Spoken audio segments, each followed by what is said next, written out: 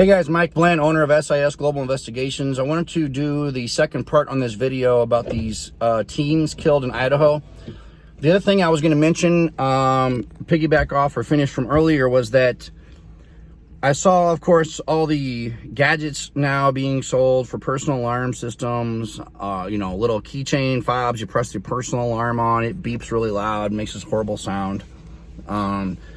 These little pink pepper spray things girls are told to carry on their keychains, which are basically worthless, and all these little gadgets and and gimmicks. Here's the deal.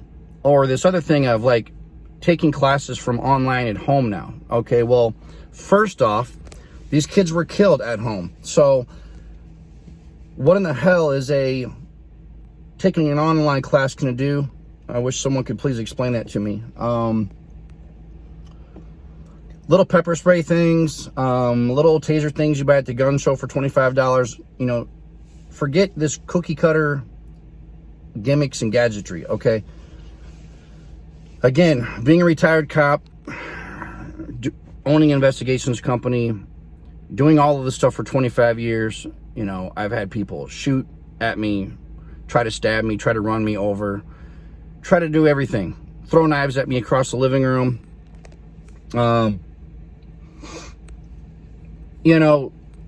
The only things I've ever seen protect someone, and again, if you're in your sleep, well, that's another problem. And I can explain that, how to, assess that in a minute or prevent that from being attacked. But if you're awake and you're in a normal scenario, in your home, outside, in your car, going to work, in your office, first off, the bare minimum, you should have some type of small folding pocket knife or something that's going to actually hurt or kill someone if you have to protect yourself. Ideally, you should be carrying a firearm if you're legally able to own one, carry one, and have had training.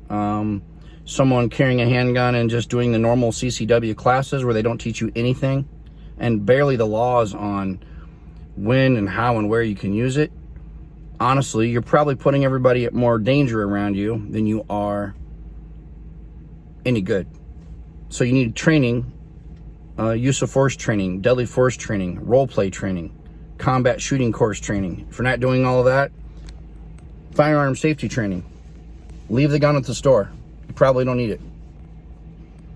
The little pepper spray thing on the keychains, under stress and high pressure, confrontation, probably not going to happen. Other thing is, pepper spray doesn't work on everyone. The little tasers they sell you, these little piece of crap tasers, unless you have a law enforcement grade one, again, I've seen there's been hundreds and thousands of people tased. If the prongs don't make the connection, they have too thick of a coat on, or anything can go wrong. It's not happening.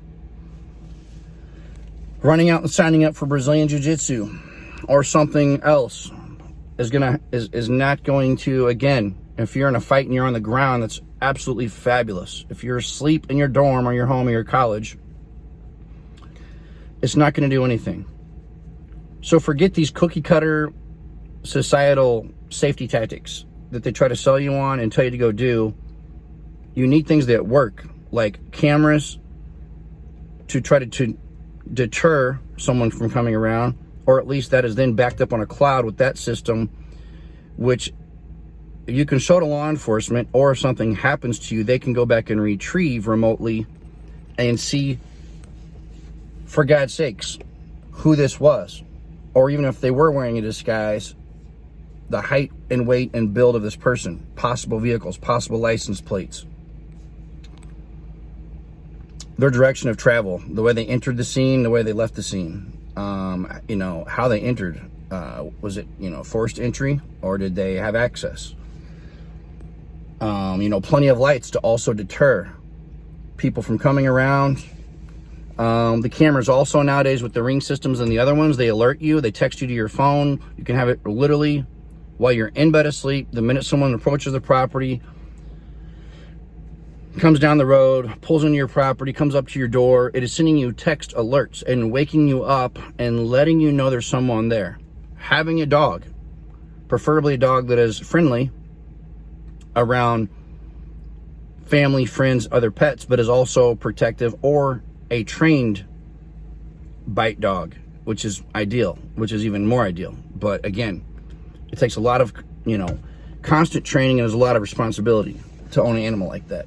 Otherwise, it can be a ticking time bomb as well, just like a person untrained with a firearm. So you really got to have common sense. Again, this news media stuff of, now kids are thinking about not going to college or taking online classes and all these ridiculous things.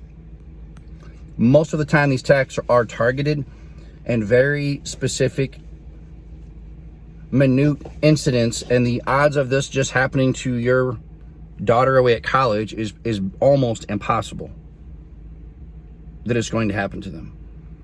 Does this mean that you should be a sheep and take zero precautions and go to college and live there and just live with no regard to your safety? No. Again, take safety precautions. Lock your bedroom door. Have alarms. Have lights.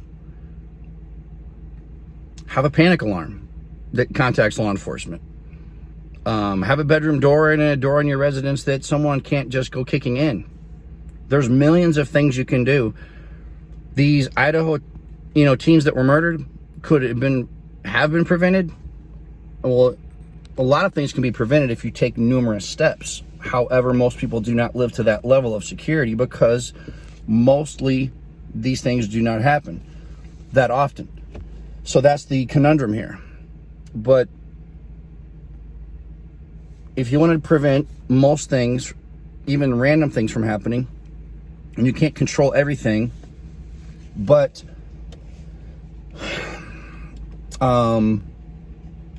you have to check all these boxes off.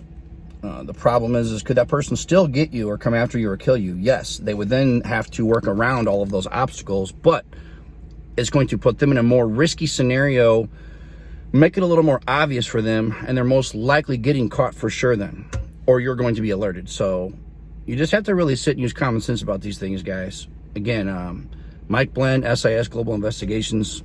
Stay tuned.